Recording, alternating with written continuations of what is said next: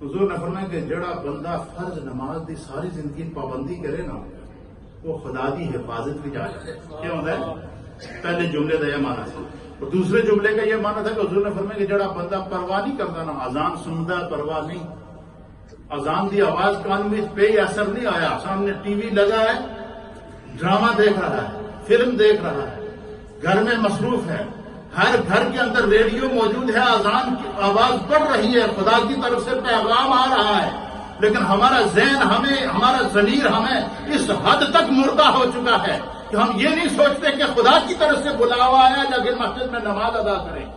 یہ ہم میں سے کسی کی سوچ نہیں ہے. حضور علیہ السلام نے فرمایا کہ جس بندے کو اذان کی آواز سن کے بے چین ہو جائے کہ چلو بھائی خدا کی طرف سے بلاوا ہے، پہلے فرض ادا کرنا، زندگی کا کوئی پتہ نہیں کہ سانس ٹوٹ جاوے، فرمایا وہ خدا کے ذمہ میں ہوتا ہے.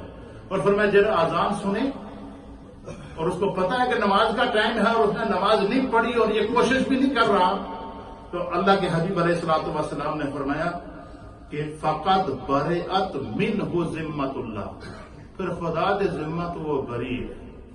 پھر اللہ کی اس طرح معنی کیا ہے، پھر خدا بھی اس سے اپنی نظر رحمت اٹھا دیتا ہے، خدا بھی اس پہ کرم کے دروازے بند کر دیتا ہے، خدا بھی اس پر فضل کے دروازے بند کر دیتا ہے.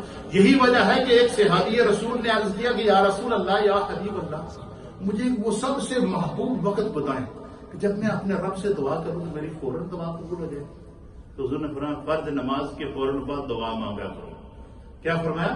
فرض نماز کے بعد مانگی گئی دعا کیا ہوتی ہے؟ قبول ہوتی ہے.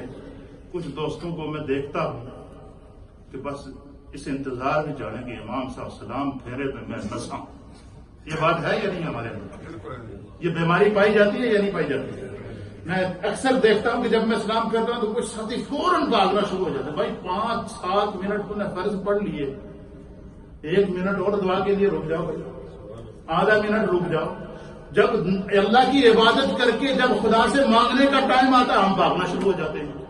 اس لیے اللہ فرماتے ہیں کہ فَاعْتَبِرُوا يَا أُولِي الْأَبْصَارِ، عقل رکھنے والوں نصیحت حاصل کرو. تو حضور علیہ الصلوۃ والسلام نے فرمایا کہ جو شخص فرض نماز کے وقت جو وہ نماز کو وقت پر ادا نہیں کرتا وہ خدا کے ذمہ سے بری ہے، خدا کی رحمت کے دروازے اس پر بند ہو جاتے ہیں. اور جڑا بندہ نماز فرض دی پابندی کرتا ہے، سرکار نے فرمایا خدا اس کی زبان کی بھی حفاظت کرتا ہے، اس کی زندگی کی بھی حفاظت کرتا ہے، خدا اس کو دنیا میں بھی عزت دیتا ہے، آخرت میں بھی عزت دیتا ہے. تو اس لیے یہ کتنی نصیحتیں ہو گئیں؟ 4 ہو گئیں. اور پانچویں نصیحت سنیے. حضور علیہ السلام نے حضرت معاذ ابن جبل کو 5ویں نصیحت کیا کی؟ حضور نے فرمایا وَلَا تَشْرَبَنَّ خَمْرًا فَإِنَّهُ رَأْسُ كُلِّ فَاحِشَةٍ. حضور نے فرمایا کہ اے میرے معاذ، اگر زندگی میں کامیابی چاہتا ہے، اگر تو چاہتا ہے کہ خدا تجھ سے دنیا میں بھی راضی ہو، تو قبر میں بھی جائے تو قبر تیرا استقبال کرے. قبر میں جب سب تمہیں چھوڑ کر چلے جائیں تو مصطفیٰ تیرے استقبال کے لیے وہاں حاضر ہوں. فرمایا اگر تو چاہتا ہے کہ دنیا میں بھی تمہیں اللہ عزت عطا فرمائے، آخرت میں بھی عطا فرمائے، اللہ بھی تم سے راضی ہو، اللہ کا رسول بھی تم سے راضی ہو، تمہاری دنیا بھی بہتر گزرے، آخرت بھی بہتر گزرے، تو فرمایا میری ایک نصیحت یاد رکھنا. یا رسول اللہ وہ کیا نصیحت ہے؟ حضور نے فرمایا وَلَا تَشْرَبَنَّ خَمْرًا. فرمایا شراب دے قریب نہ جائیں، شراب کو کبھی منہ نہ لگانا، شراب کبھی نہ پینا. آج ہماری نوجوان نسل اسی UK کے اندر ہم دیکھ رہے ہیں، وہ دوستیوں میں جا کر باقاعدہ گھونٹ لگاتے ہیں، دوستیوں میں جا کر شراب پیتے ہیں، اور وہ سمجھتے ہیں کوئی دیکھتا نہیں ہے، کوئی دیکھے نہ دیکھے خدا دیکھتا ہے. شراب کو اللہ نے حرام کیا ہے اور حضور علیہ السلام نصیحت کر رہے ہیں کس کا؟ حضرت معاذ بن جبل کو کہ میری اس نصیحت کو پلے باندھ لے. اگر تو چاہتا ہے کہ خدا بھی تجھ سے راضی ہو، اللہ بھی تجھ سے راضی ہو، اور اس کا مصطفیٰ بھی تجھ سے راضی ہو، وَلَا تَشْرَبَنَّ خَمْرًا فَإِنَّهُ رَأْسُ كُلِّ فَاحِشَةٍ. پر شراب دے قریب نہ جانا. کیوں نہ جانا؟ حضور نے پھر اس کی علت بیان فرمائی.